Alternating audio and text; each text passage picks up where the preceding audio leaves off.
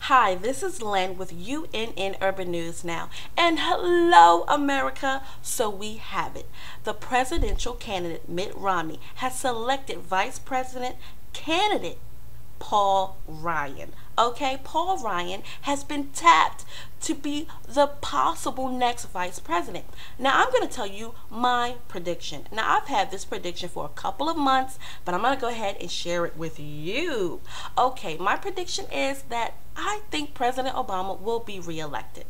But let's get back to the hot topic at hand. That is Paul Ryan being selected for the vice president candidate. Okay, so yes, let's take a look at him.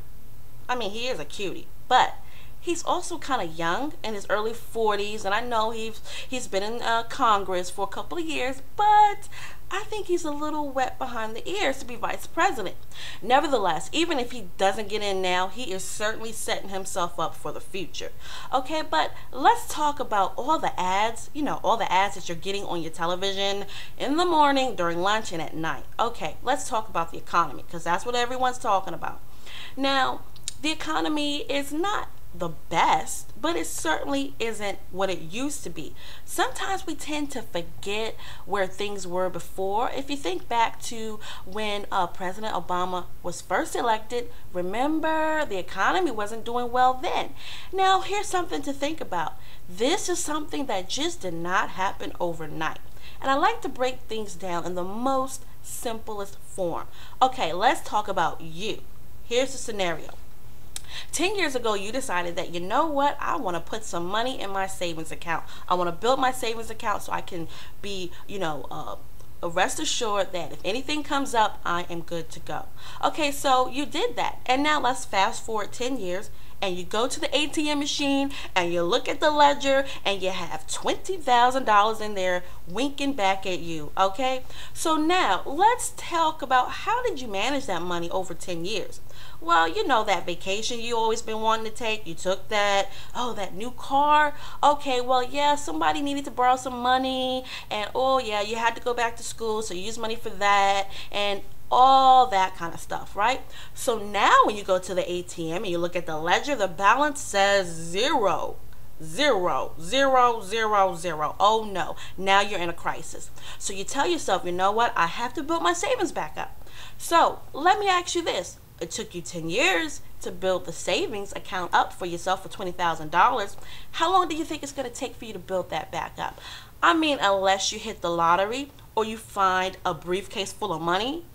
Well, if you do, call me up. Call Lan. Like, Lan, we're good.